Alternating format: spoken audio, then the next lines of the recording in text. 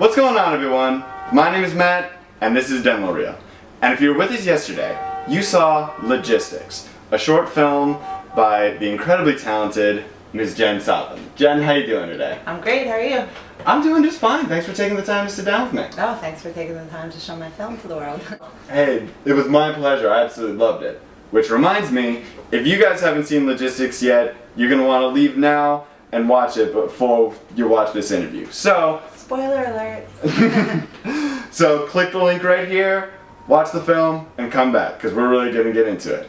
So Jen, tell me a little more about this film. You know, what was your inspiration for it?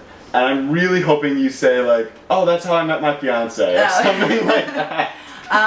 No, I wish I could say that, but actually it was more of an assignment than anything else. Really? It was a friend of mine had told me I was living in Korea, and I was working on some screenplays there, and a friend of mine knew someone who ran a short play series.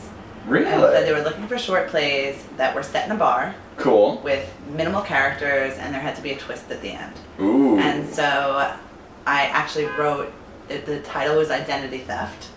And I wrote it as a short play, which it was picked up by this series and produced and performed in New York. My family came to see it, I didn't get to. Nice. And then when it came time I decided to make my first short film, and it seemed very logical for me to take the script and transform it to a different medium, because I was so familiar with the characters and the nuances of the script, and obviously I changed it quite a bit to make it read for film, because it's very different from theater. For sure. But, yeah, so that's where the story came from. Nice, That's how it was born. And what made you want to change the title from Identity Theft to Logistics? Well, it actually did show at a festival as Identity Theft. On I believe on IMDb it's listed as Identity Theft, aka Logistics. Oh, alright. However, some really wonderful producer friends of mine gave me feedback in which we even cut, there was one other location, there was one other scene, we wound up cutting that. And a lot of people said that the title just gave away the punchline, and it's a one-note film, you know, like... Yeah, that's true. We didn't want to give it away too much. We want people to kind of figure it out as it goes along. It's kind of one of those things that, like, having watched it with audiences, there are different points in the film where people have that aha moment. Some are quite early in the film. Right. But the title was just this really, you know... Yeah, I got that. Big giveaway. Yeah, definitely. But, you know, really, you kind of touched on this a little bit, but I kind of like that it was so one note, you know? Like, I feel like so many like romantic movies and stories, they have to have these like convoluted plot lines. It's like, oh, these wacky circumstances. But I mean, with the exception of the little twist at the end, there wasn't really a whole lot of that. It was just kind of a simple story about two people who met and made a connection. That's exactly what it's about. It's right. I don't ever strive to. I like to write real life. Yeah. I like to write about experiences that are universal, and that you could watch, you know, a film and relate to it, like, and you get something out of it. I don't know, like, that's, I think, a lot of films that I've seen that I've felt, you know, at the end of it, like, oh, I'm not so alone in the world, you know? Yeah, like, exactly. That could be me sitting at that table, you know? And that's something I loved about it, and I especially loved what the chemistry between the two leads, because, I mean, this movie definitely wouldn't have worked if that chemistry wasn't there. No, it would not have. Right. You know, what was the casting like with this? I mean, you mentioned it was in Korea when you shot this. How did you find all these people? Well, we did have, you know, somewhat of a film and theater community within our expatriate community and the surrounding Korean environment like that. Okay.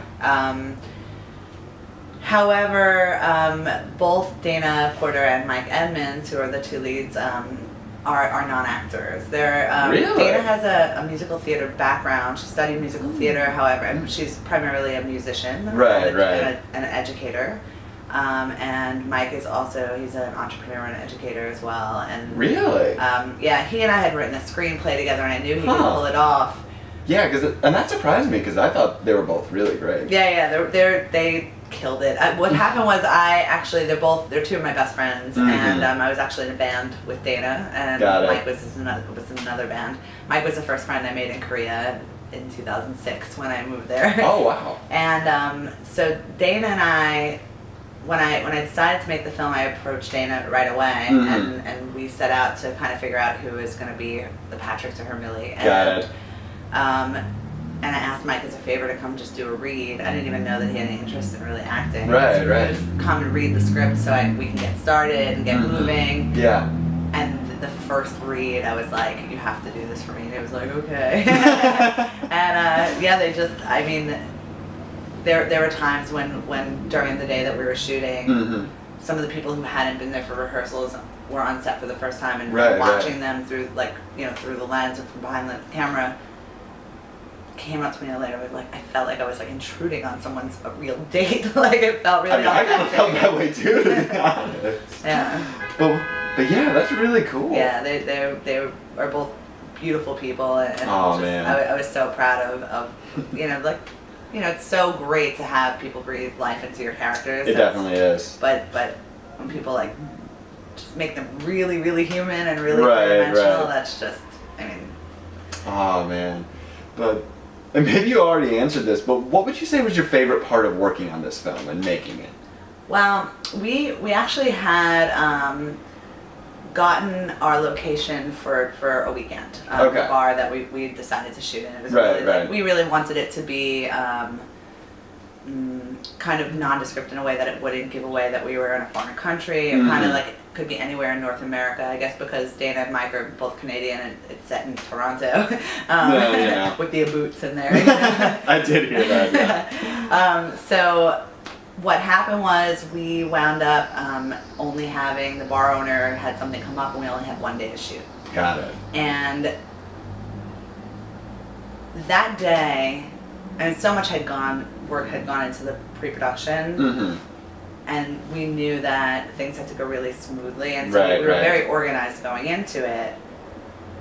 But no matter how many bumps in the road came along during the day, it was the people that were there. It was this just giant ball of magic. Everybody, there was not one second of tension on the set. There was not one moment, even if something kind of went wrong, there was sound, whatever happened, we'd all kind of just look at each other and smile. All right, let's just do that again. And that's how you know you've made the best team possible for this. We all at the end, and that moment, it was midnight, and we had just wrapped, and we all looked at each other and we were like, we did it.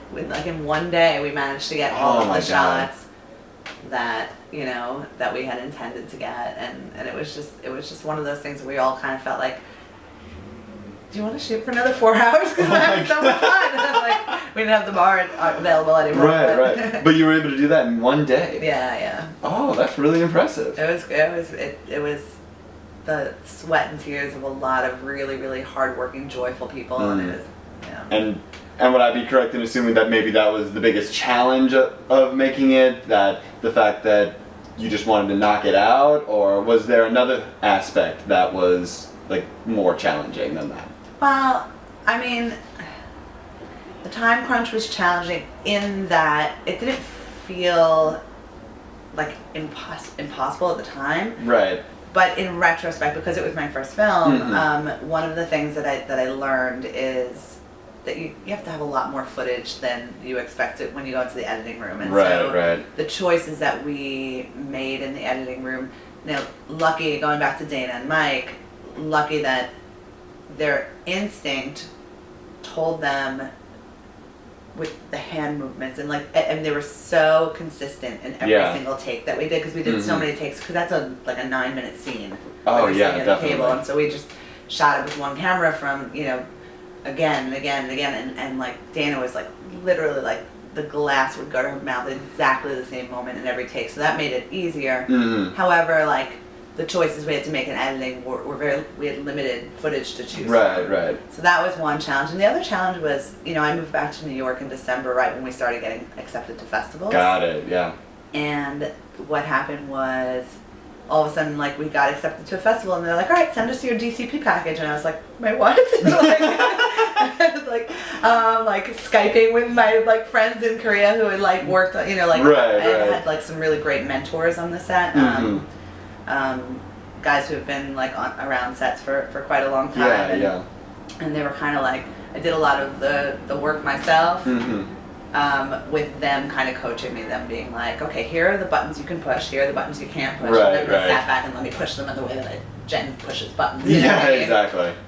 So a lot of the, you know, I learned a lot about the process, but not enough to the point where like I knew what to do with the film once I had it made. It was like, okay, like what now? Like there's a lot involved in getting your stuff out there and the promotion and the making the package really look professional and not like your first little amateur $800 film, you know, like. Yeah, for sure.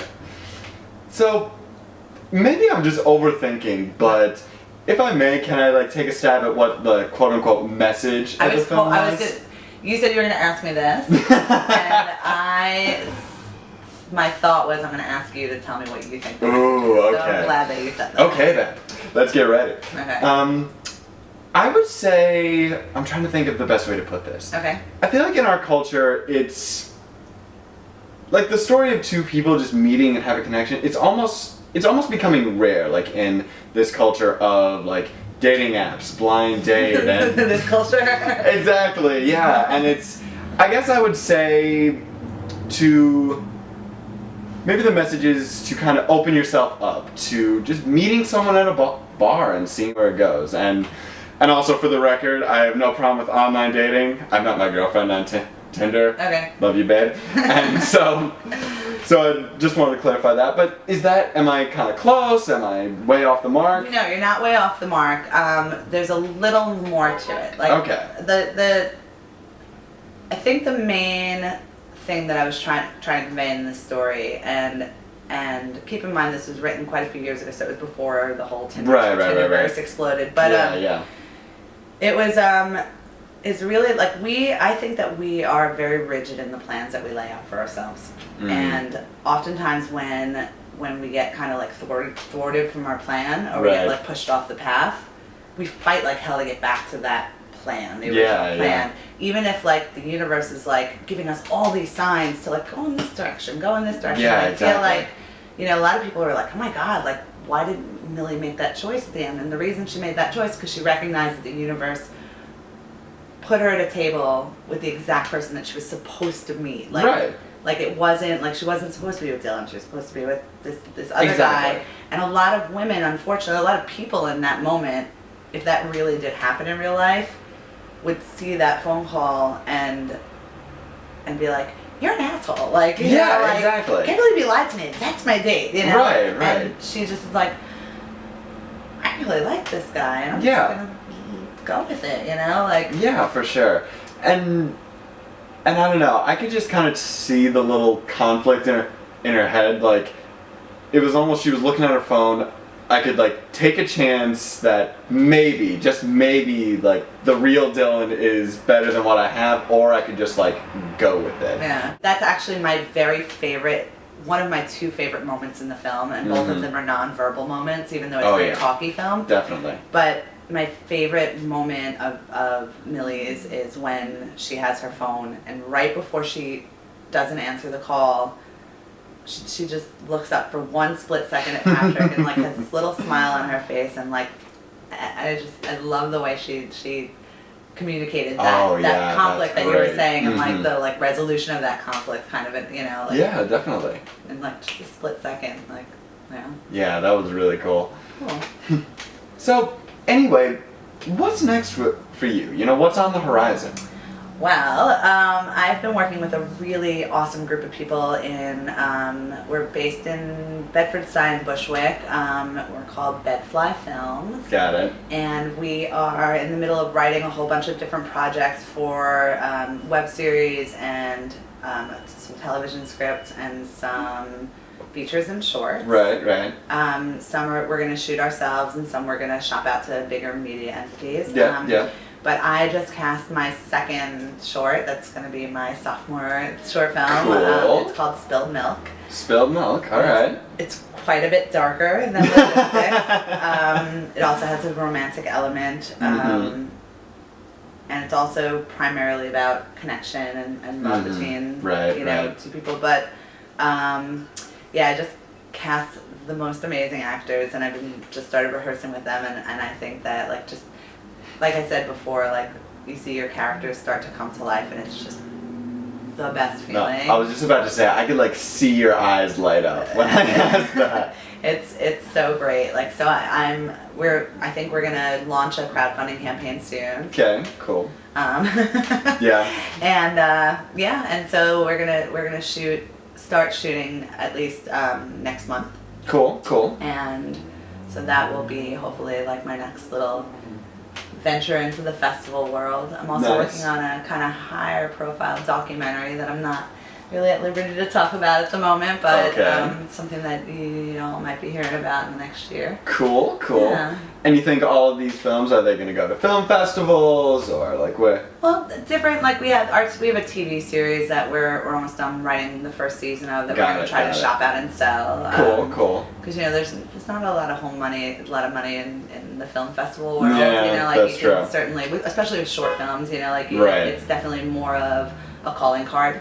Yeah, when you make a short film. Not to say that like I'm not like 1,000% like passionate about the project that I'm working on and about logistics, but it's not like you're not gonna make a living off of making short films. For sure. So we're gonna kind of like just see where like hopefully just draw some attention to ourselves as writers and as filmmakers, and maybe the money will just like through osmosis will come to us. And that would be awesome. That sounds great. So. Well, anyway, Jen, thank you so much for taking the time to sit down. Me. It was my pleasure. And you all, thanks for tuning in. If you haven't seen Logistics yet, you didn't listen to my instructions, and go watch it now. And be sure to keep an eye out for all of her other projects, especially Spilled Milk. And if they were to follow you anywhere, where would you want them to go? Probably Instagram. It's BUYAWK